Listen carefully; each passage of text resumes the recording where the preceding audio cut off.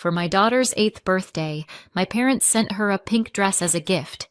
She seemed happy at first, but then froze. "What is this, Mommy?" I looked closer and my hands started shaking. I didn't cry. I did this. The next morning, my parents were calling nonstop. It showed up on a Thursday. Brown box, slightly crushed on one corner. Maya's name written across the label in my mother's handwriting. The careful, slanted kind she only uses for packages and passive-aggressive Christmas cards. At the time, I thought nothing of it. Just a late birthday gift. No big deal. I opened the door, brought it inside, set it down on the table next to some leftover cereal bowls and one half-colored unicorn drawing. The usual chaos. Maya saw it and lit up. She loves mail. You could wrap a rock in tissue paper and she'd still thank you like you paid off her student loans. She was wearing mismatched socks and had toothpaste on her chin. I told her to open it. So she did. Inside, one layer of white tissue paper, neatly folded. Classic Mom. She peeled it back and gasped. "It's a dress!" she said, holding it up. Pink. Soft. Little embroidered stars near the hem. It looked like something you'd wear to a fairy tale-themed brunch or a third-grade piano recital. Not my style, but Maya beamed like it was the greatest thing she'd ever seen. "Wow," my husband said, glancing up from his laptop. "Fancy." "She'll grow out of it in a month," I said, but not unkindly. Maya twirled. The hem spun in a soft circle. I almost said it was sweet, and then she stopped. Not slowly, not dramatically, just stopped. She stared at the front of the dress like it had spoken, her eyebrows pulled together. "Mommy," she said, "what is this?"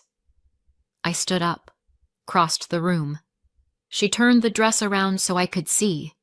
And that was the moment. That was the moment everything inside me started to rattle. It was small, white thread, tidy cursive, centered just above the chest. Little Emily. My hands started shaking before I even registered what I was looking at. "What's wrong?" Maya asked. Her voice was quiet, uncertain. My husband came over, squinting at the dress. "Weird. Maybe they meant to personalize it and got the name wrong." "Is it a mistake?" Maya asked. "Did they think I was someone else?" She looked at me again. "Who's Emily?" I didn't answer. Not out loud. Just thought. We don't speak about Emily in this house. Not because we can't. Because we know better. "I don't mind," Maya said. "It's still pretty. I can wear it even if the name is wrong." "No," I said. "You're not putting it on." "But it's fine." "You're not wearing it." I didn't say it sharply, but I didn't leave room for questions. I took the dress. Not roughly, just firmly. And I walked out. Didn't slam a door. Didn't explain.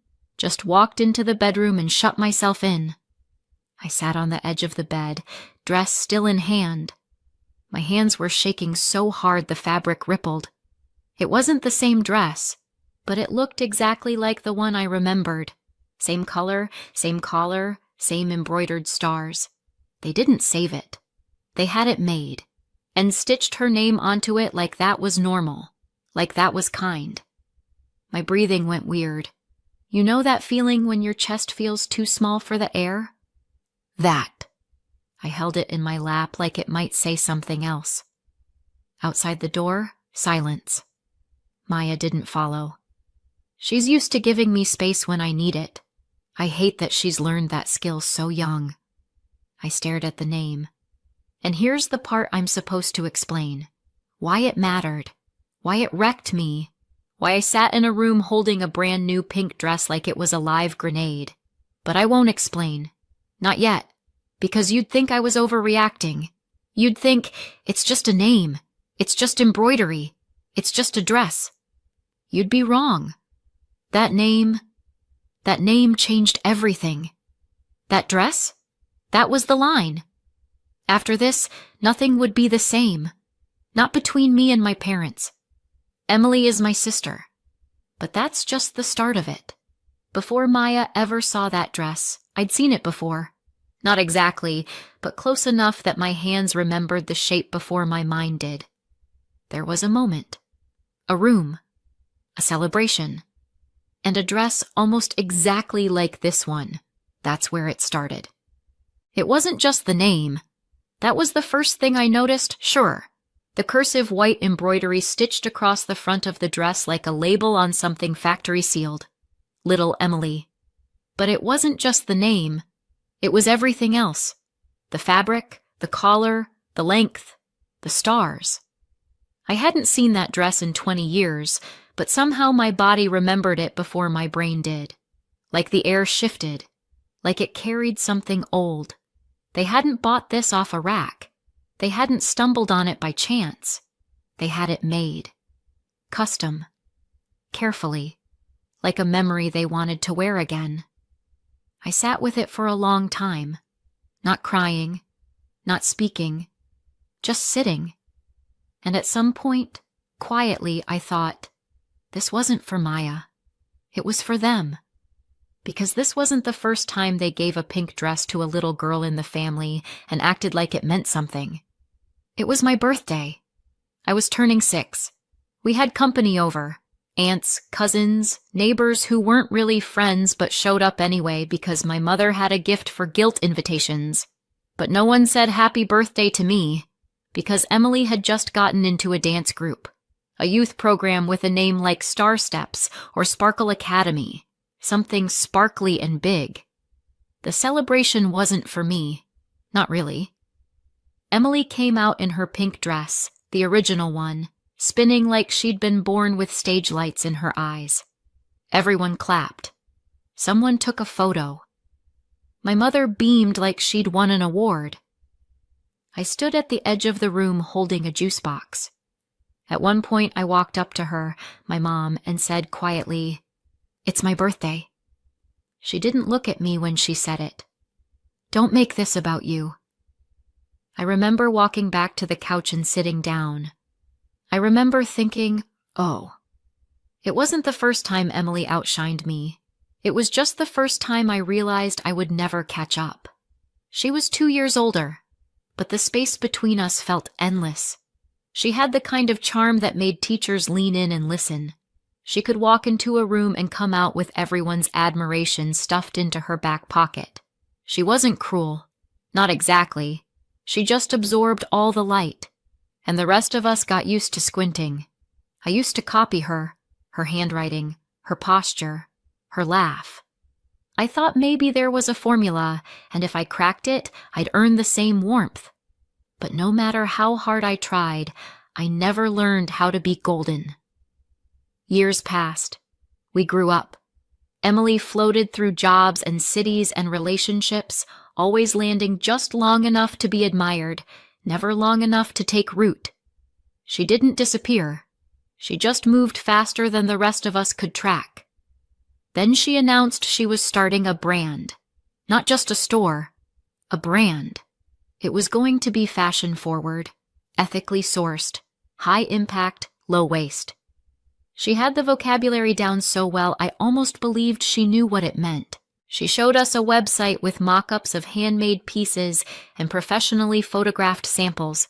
She said she had suppliers lined up, said she had customers waiting, said she just needed capital to scale up production. It wasn't a donation. She was very clear about that. It was an investment.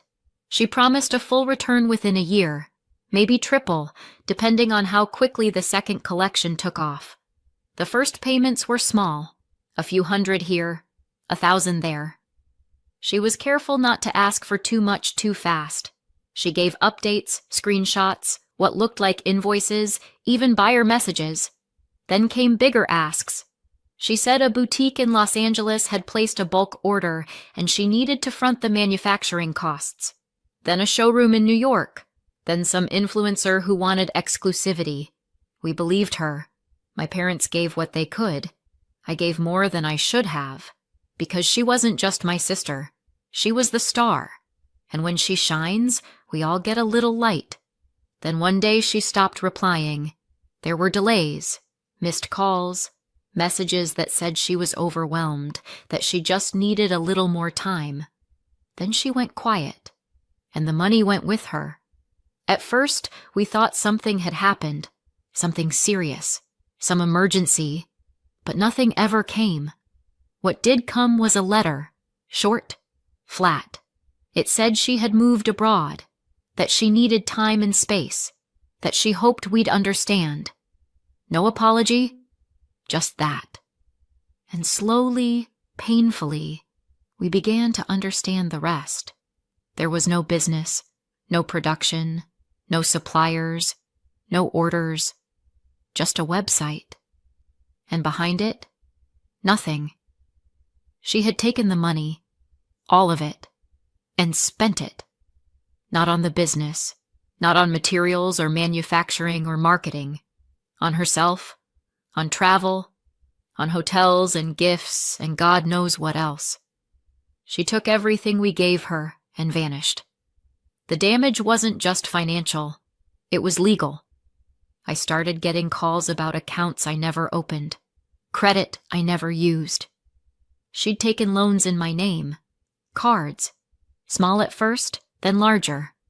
Always one step ahead. The police said it was a civil matter. The bank said it was my word against hers. The damage sat there, growing interest. My parents were broken. That's what they told me, over and over. Like if they said it enough, I might forget they were the ones who handed her the matches. I helped them. I stepped in. I picked up extra shifts, covered part of their mortgage, paid off their overdue bills one by one until my hands shook at the end of every month. And all this time, I thought we were aligned. I thought we had all learned the same hard lesson until the comments started.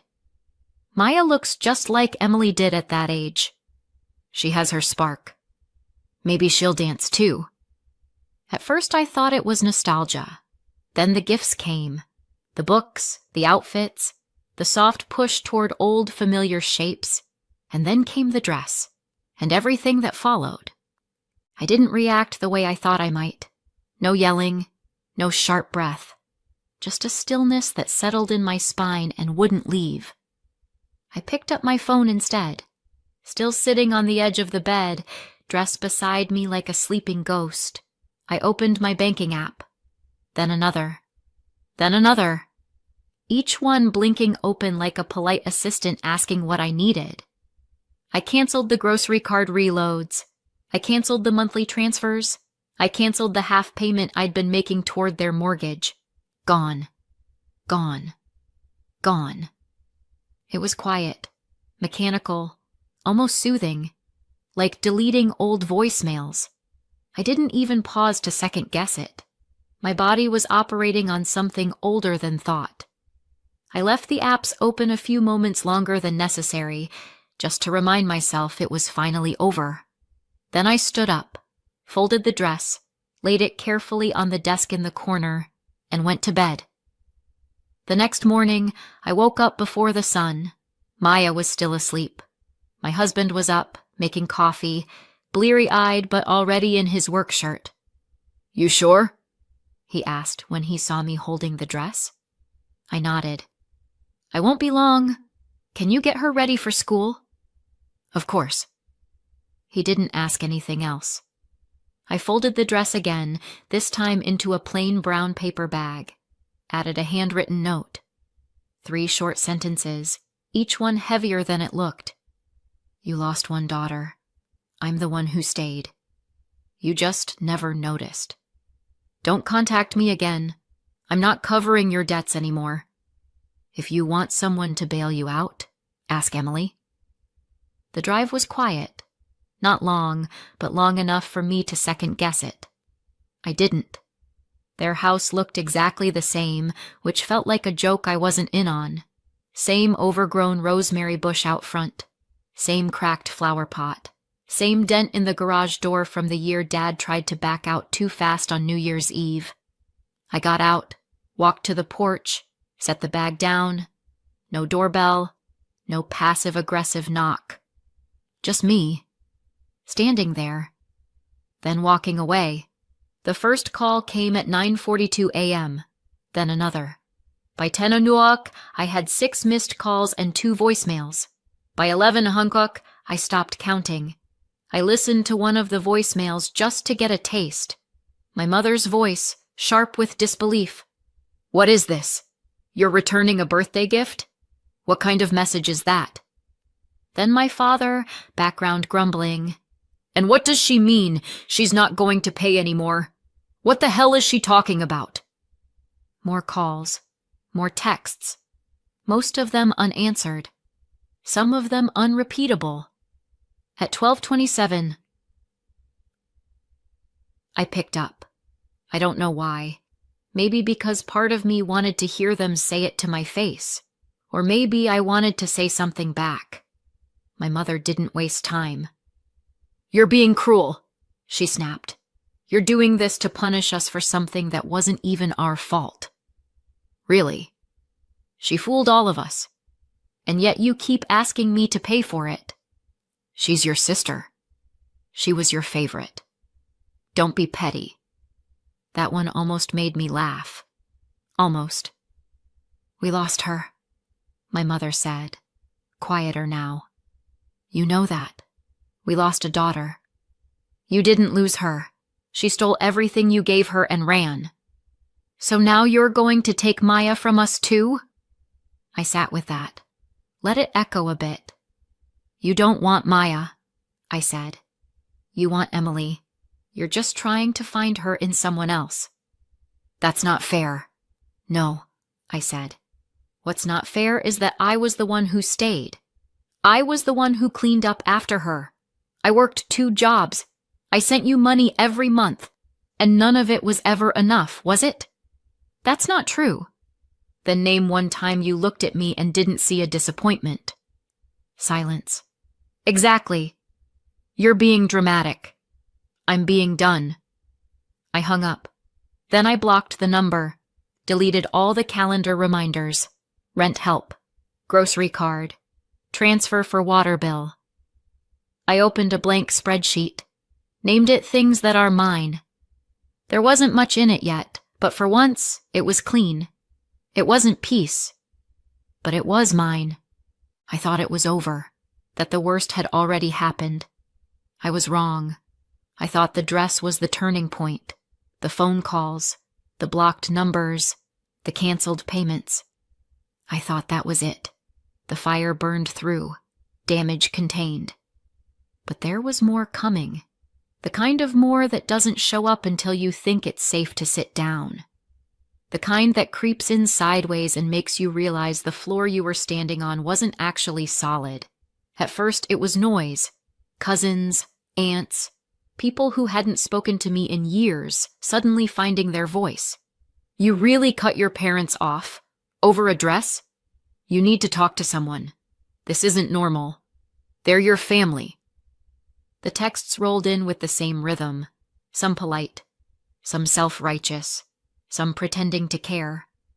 One even added a praying hands emoji, which honestly felt worse than if they'd just called me names.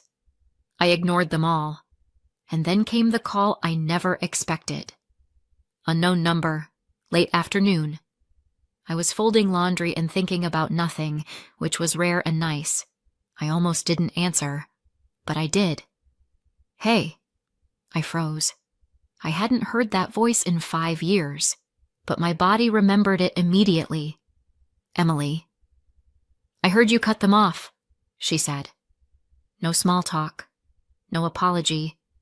Just that. "They told you that?" "Yeah. I've been talking to them." There it was. The part they never said.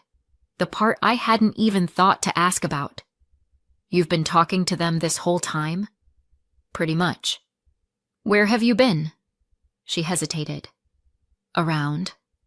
"Around," I repeated. "You vanished. Do you know what that was like? You didn't call. You didn't message.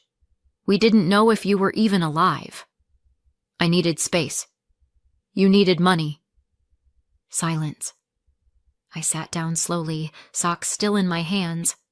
I wasn't even folding anymore, just holding them like they'd keep me grounded. You stole from us. I didn't. You did. You told us it was an investment. You promised returns. You had fake clients, fake invoices, fake everything, and you took everything we gave you. I didn't mean... You wrecked my credit.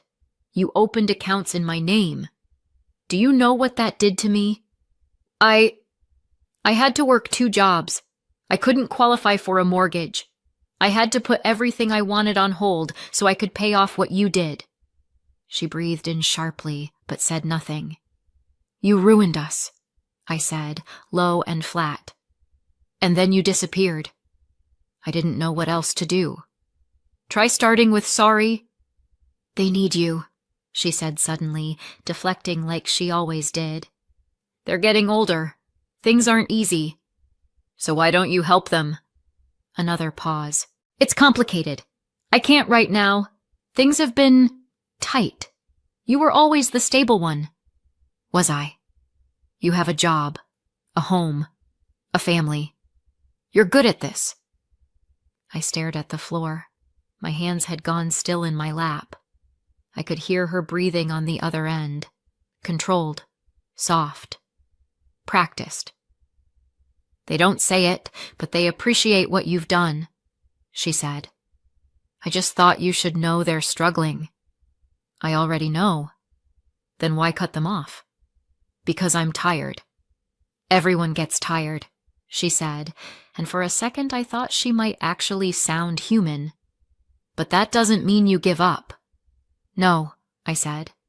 But it means I finally start choosing myself. Something you've always been great at. She didn't respond. Then, if you want to throw everything away because you're angry, that's on you. And just like that, she hung up.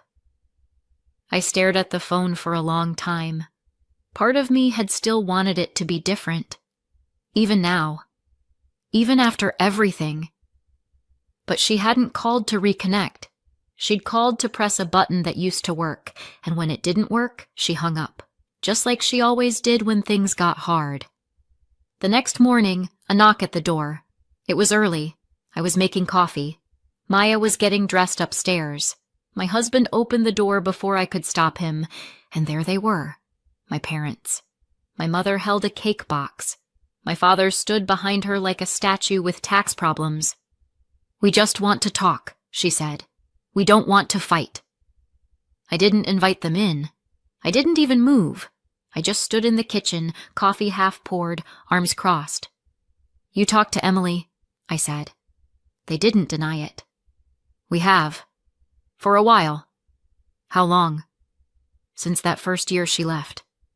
So the whole time. She needed us. And you needed money, which you got from me.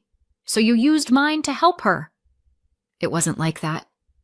It was exactly like that. My father finally spoke. She's in trouble. Real trouble. She's scared. She's always scared. She made mistakes. But she's your sister. And I'm your daughter. They didn't say anything. I was the one who stayed. I was the one who helped. And you let me think I was helping you. You were. No. I was helping her. You just didn't say it out loud. We didn't know how to tell you. I laughed. It was a small, bitter sound. You watched me work 2 jobs. You watched me cover your bills. And you said thank you with a straight face while wiring money to the person who caused it. It's not that simple. Then explain it. Make it simple. Make it make sense. They couldn't. She's our daughter too, my mother said finally. So am I. My husband hadn't said a word since opening the door. He stood behind me now, arms folded, gaze flat. Not angry, just finished. I think it's time for you to leave, he said. They didn't argue. They just looked at me like I was the one who'd shattered something. And maybe I had. It's been over a year. I haven't spoken to them since that morning at the door. No calls, no texts, Nothing from them and nothing from me. I heard through someone, a second cousin maybe, or one of those family friends who still thinks group emails are a personality, that Emily came back. Apparently, things abroad didn't work out. When the money stopped, so did the stability. She's living with them now. I guess that makes sense. She always knew where to land. They're selling the house. Too much upkeep. Too many bills. It's not the first time she left them broke, but it might be the first time they noticed. I didn't ask where they're moving. I don't want to know. Maya doesn't ask about them anymore.